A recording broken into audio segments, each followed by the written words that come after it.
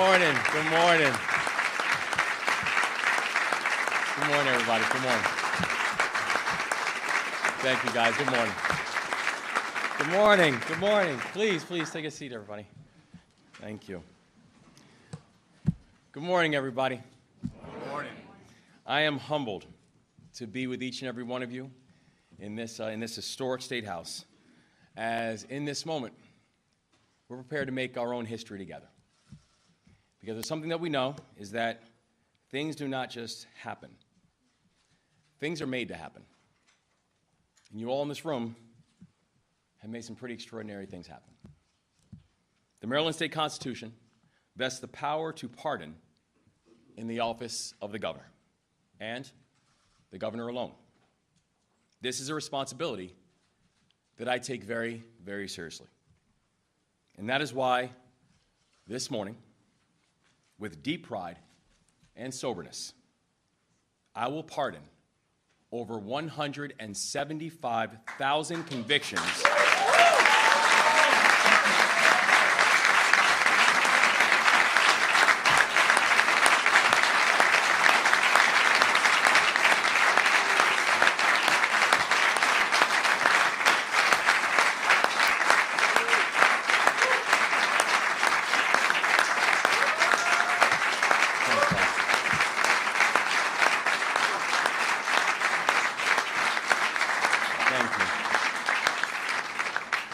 Thank you all. We need to stop that so I can get you to sign your pardon. But I will pardon these convictions. All convictions related to the possession of cannabis and cannabis paraphernalia. Maryland legalized cannabis by referendum. This administration has stood up what many believe to be one of the most equitable and efficient adult cannabis market rollouts of any state in the entire country. In March, we conducted our first adult use cannabis licensing round, and all 174 licenses were awarded exclusively to social equity applicants.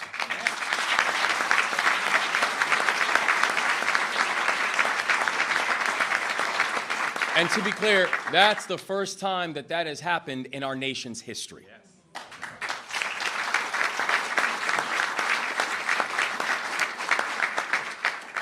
And yet, we know that legalization does not turn back the clock on decades of harm that was caused by this war on drugs.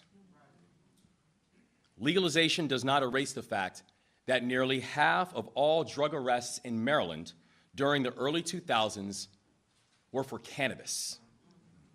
It doesn't erase the fact that black Marylanders were 3 times more likely to be arrested for cannabis than white Marylanders before legalization. It doesn't erase the fact that having a conviction on your record means a harder time with everything, from housing to employment, to education. It doesn't erase the fact that people who were arrested for cannabis 3 or 4 or 40 years ago still have those convictions on their records to this day. We cannot celebrate the benefits of legalization if we do not address the consequences of criminalization.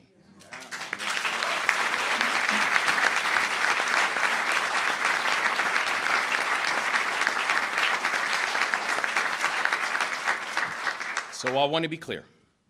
When it comes to cannabis, rolling out one of the best and most equitable legal markets in the country is incredibly important. But that rollout must go hand in hand with pardoning past conduct, and Maryland is going to lead by example.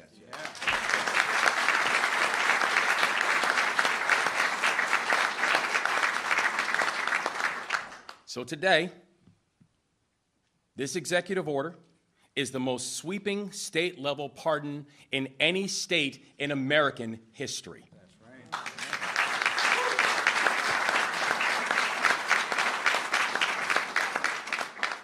And the action that we take together this morning is going to directly impact tens of thousands of Marylanders. So first, I will grant pardons to Marylanders who have been convicted for misdemeanor possession of cannabis. And second, I will grant full pardons to Marylanders who have been convicted of certain misdemeanor possession crimes of drug paraphernalia. So we aren't nibbling around the edges. We are taking actions that are intentional, that are sweeping, and unapologetic. And this is the largest such action in our nation's history. But there's a reason that we're being so intentional today. And there's a reason that we're moving so swiftly. And that reason is because we've studied our history. Policymaking is powerful. And if you look at the past, you see how policies have been intentionally deployed to hold back entire communities. We're talking about tools that have led to the mass incarceration of black men and boys. We're talking about tools that have led to restricted access to jobs and housing in minority communities. We're talking about tools that have led to an 8-to-1 racial wealth gap in our state. Because we know we do not get to an 8-to-1 racial wealth gap because one group is working 8 times harder. Tools that have been used to create these disparities. And to undo that kind of intentionality, we need to apply intentionality of our own. So today, we take a big step enacting the kinds of policies that can reverse the harm of the past and to help us to work together to build a brighter future. So now this is a big deal. This is a really big deal. And we could not have gotten here without the extraordinary partnership of our incredible lawmakers and leaders and advocates. I want to thank our remarkable Attorney General Anthony Brown for all of his work in making today happen.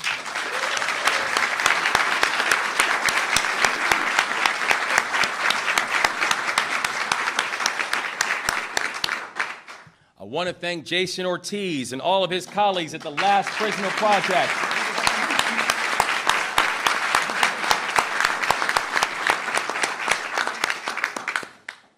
I want to thank Heather Warnken from the University of Baltimore School of Law.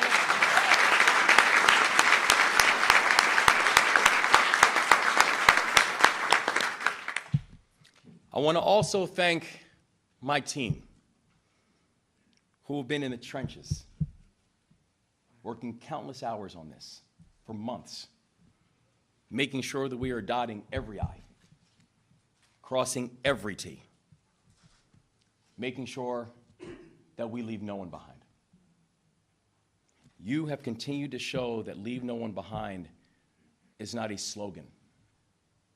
It's a governing philosophy. And we wouldn't be here without you all. Bless you. And thank you.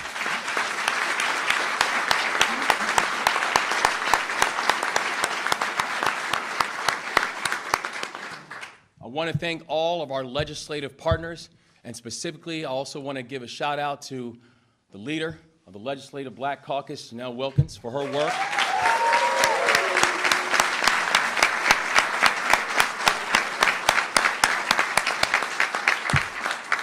We would not be here if it weren't for our remarkable partners in the legislature. We would not be here if it were not for our remarkable partners in law enforcement, who've worked in partnership every single step of the way. We would not be here if it were not for our activists, who continue to push us to go farther, to go faster, to work harder, to make sure that we are accomplishing everything that this moment demands. We would not be here if it were not for our community champions, who continue to remind us, not just by words, but by deeds, who continue to remind us about the humanity of this work. And if you never forget who you were fighting for, you will never stop fighting. Each and every one of you have been part of this broad coalition that have got us here to this day. A day where Maryland is going to unapologetically lead and where Maryland is going to use this moment to right many historical wrongs. We wouldn't be here if it were not for people like Shiloh Jordan.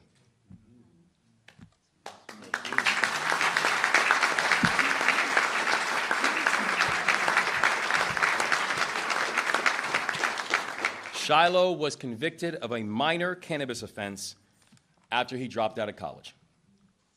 He got hired after his conviction, but he was fired on the second day of the job because he did not pass his background check. The only thing on his criminal record was a minor cannabis charge. And that's what got him fired on his second day of the job. But his story doesn't end there. He took job training courses. He went back to college. He became a bulldog after graduating from Bowie State.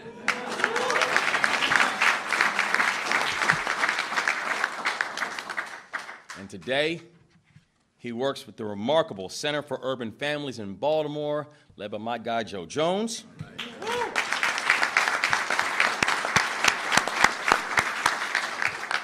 And Shiloh spends his time in a system that was not built to support your second chance. And you made it count. But those successes do not change the fact that Shiloh still has a cannabis conviction on his record. It'll keep showing up in background checks, even if the conviction does not stop him from achieving his full promise. That thing on his record is going to continue to make it harder. And importantly, it's going to serve as a consistent reminder to Shiloh. Well, today, that ends.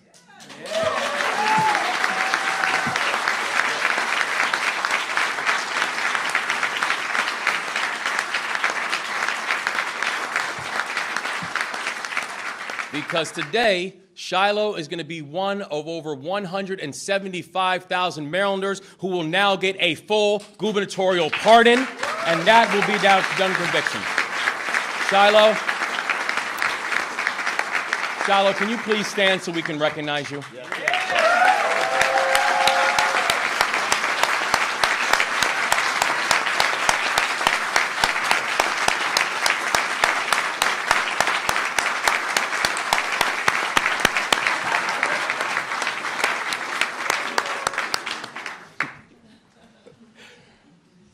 Great to see you, brother. So let me end with this. Today is a big step forward, but I want to be clear, it will not be our last. I think if people see anything about this administration, we move fast. We're going to make every single day count. We are going to use every lever at our disposal. Pardons, executive orders, the budget, working with legislative partners, anything and everything to make every day matter. Undoing decades of harm cannot happen in a day. But we're going to keep up the work. We're going to keep up the pace. We're going to do it together. This is about recognizing our collective shared humanity. This is about recognizing our collective shared responsibility. This is about understanding if we don't move in this moment, there will be shared complicity. And we refuse to let that sit in. This is about changing how both government and society view those who have been walled off from opportunity because of broken and uneven policies. And as James Baldwin once said, the world changes according to the way that people see it. And if you alter, even by a millimeter, the way a person looks, or people, how they look at their own realities, then you can change it. Well, today, we start making that kind of change. It's a change that centers on how we look at one another. It's a change that centers on how we respect each other. And it's going to be the thing that helps Maryland to lead in this moment and in many moments to come. This is a big day, Maryland. A hard-fought victory. Not just for over 175,000 Marylanders and their families, but for the soul of our state. I'm now proud to turn the podium over to my friend and partner inside the work, our Attorney General, Anthony Brown.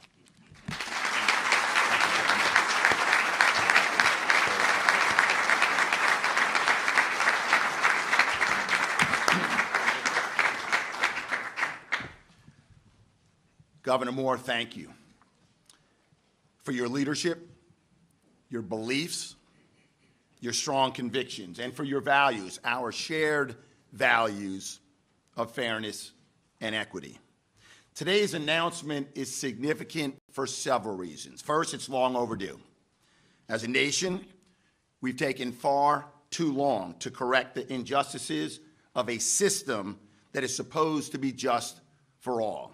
Yet, within an unprecedented time frame, Governor, you took bold and courageous action. Second, the sheer magnitude of your executive order. You are wielding the immense power of your office for good, pardoning scores of Marylanders by pardoning 175,000 convictions. And third, your action today is about equity. It's about racial justice. While the order applies to all who meet its criteria, the impact is a triumphant victory for African Americans and other Marylanders of color who were disproportionately arrested, convicted, and sentenced for actions yesterday that are lawful today. Today is a momentous day for Maryland.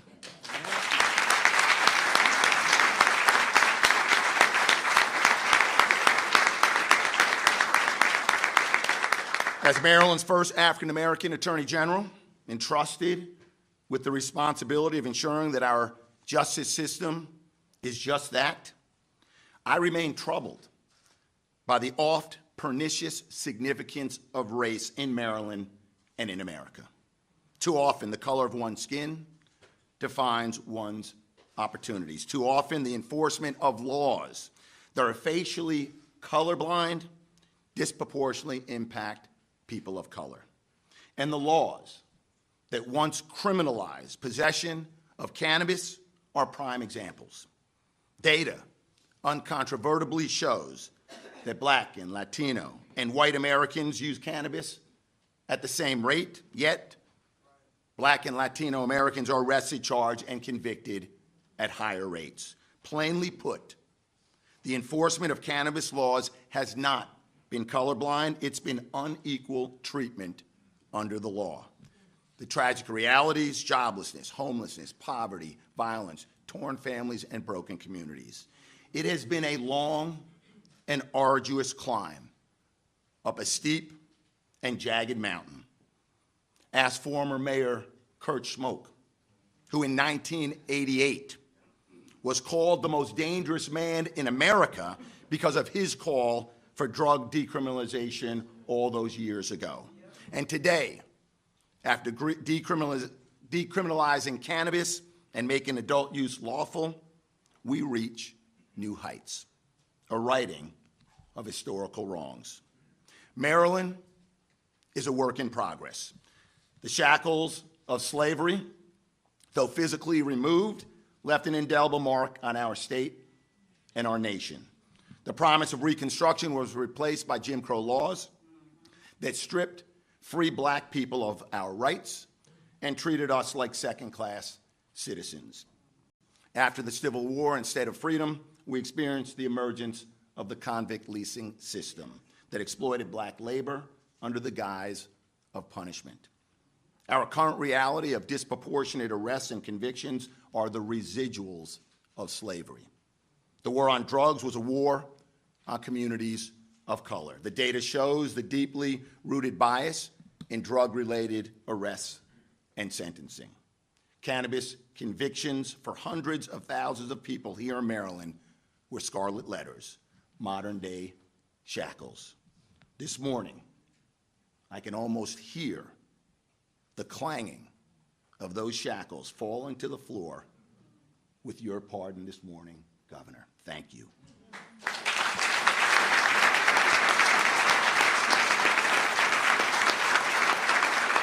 And as the governor said, there's more work to do.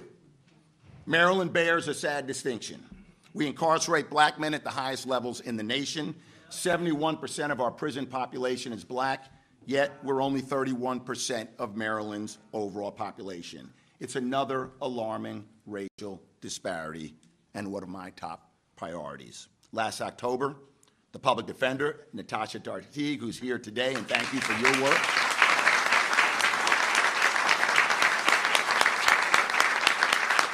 The public defender and I launched the Maryland Equitable Justice Collaborative. Our goal, working with 40 stakeholder organizations, many of whom are represented here in the room today, is to develop solutions to the problem of far too many young black men being sent to prison. Governor, I want to thank you for supporting this initiative, and again, thank you for today's pardon.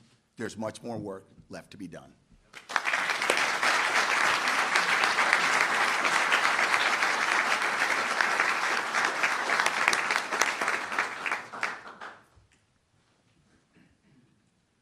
All right, how's everybody doing today? You ready to make history? Yeah, today is a beautiful day to make history. I just want to say thank you to Governor Moore and Attorney General Brown for bringing everyone together today. My name is Jason Ortiz, and I am the Director of Strategic Initiatives for the Last Prisoner Project. We are the nation's leading organization dedicated to helping everyone incarcerated for cannabis crimes find their freedom, reunite them with their families, and ensure their criminal histories do not prevent them from being full, productive members of society. And today we sit with nearly 3,000 Americans still incarcerated in federal prison and nearly 40,000 Americans incarcerated in state prisons. We want to thank Governor Moore for his leadership on this issue and for inviting us to be part of this historic moment. Though enforcing cannabis prohibition may be in Maryland's past, healing the harms it created must be part of its future. And simply put, justice is not achieved merely by legalization alone, but rather by deliberately undoing the harms caused by the war on drugs. As someone who at the age of 16 was arrested for cannabis possession and actually had an accelerated charge because I had paraphernalia and a pack of rolling papers, I was thrown out of school, denied access to my high school education, ripped from my family and my friends, and had to endure 2 years of isolation for a simple cannabis possession charge. The Last Prisoner Project applauds Governor Moore and his administration's actions to rectify this historic racial disparities caused by cannabis prohibition. This executive order goes further than any other cannabis clemency action in American history by including paraphernalia charges in addition to possession. And let's give it up for that.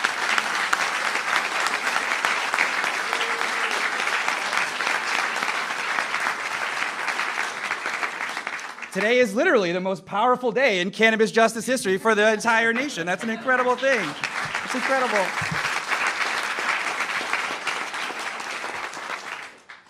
And recently, in 2022, President Biden made history by becoming the first president to offer blanket pardons for federal possession of cannabis charges. His administration doubled down on this pardon when he boldly stated in this year's State of the Union that no one should be jailed for using or possessing marijuana.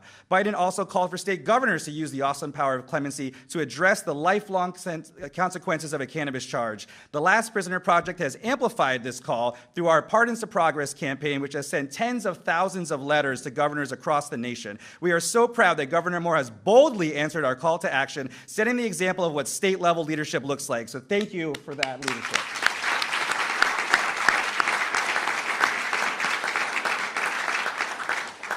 Even more powerfully, Governor Moore has granted these pardons, the largest of their kind to date, using the pen to write history, a pen that family, friends, loved ones of people who have served time for cannabis crimes have used to write letters to elected officials asking for justice across the country. As a powerful symbol of change, Governor Moore's action today sets the example that governors across the country can aspire to by carrying the momentum of this pen forward through taking executive action in their state. to right the wrongs created by the war on our communities. The Last Prisoner Project encourages all governors to follow Governor Moore's example, and we are here to help you get it done. For those watching from home today who would like to get more involved in this life-changing work or know a friend or family member currently incarcerated for cannabis, you can learn more about our work and support our fight for justice at thelastprisonerproject.org. And in closing, I'd just like to say again, thank you to Governor Moore for your leadership and everyone who made it possible today. This action will bring hope to thousands of families across the country, and we are truly honored to be part of this historic moment. Thank you all so much.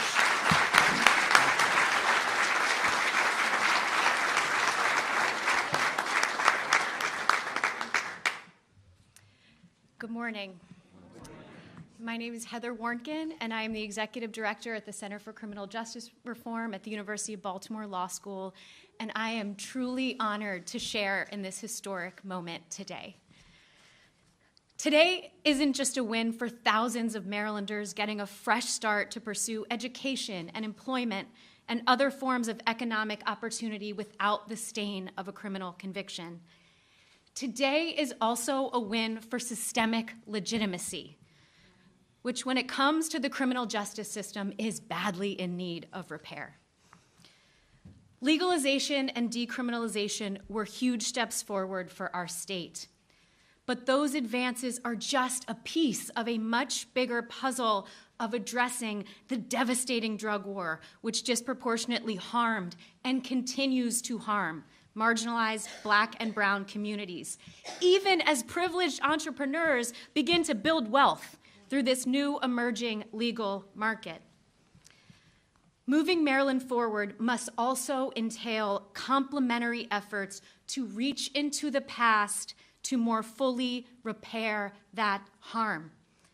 It must include the courage of our elected leaders to admit to those wrongs and proactively exercise their power and authority to make them right. The exact type of courage that Governor Moore is demonstrating here today.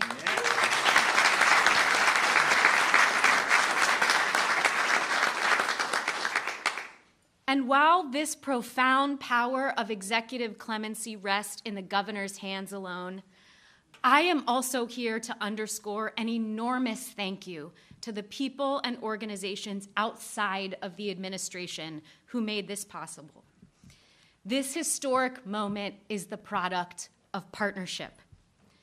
Our center had the great honor of helping to convene a diverse and dedicated coalition of experts who kept showing up, not just to offer their insights to help advise the administration, but to push them to go further and not leave potential relief or hope on the table. To help navigate this complex and imperfect system of ours in pursuit of a categorical pardon that is data-driven and community-driven and in the interest of both equity and public safety. This coalition included first and foremost the voices of directly impacted Marylanders with lived expertise, and representatives from the Maryland Expungement Coalition, the Center for Urban Families, Out for Justice, Clean Slate Initiative, and frontline legal service providers, including the Office of the Public Defender, Maryland Legal Aid, Maryland Volunteer Lawyers Service, as well as national partners with expertise in collateral consequences and clemency, like Last Prisoner Project. Yeah.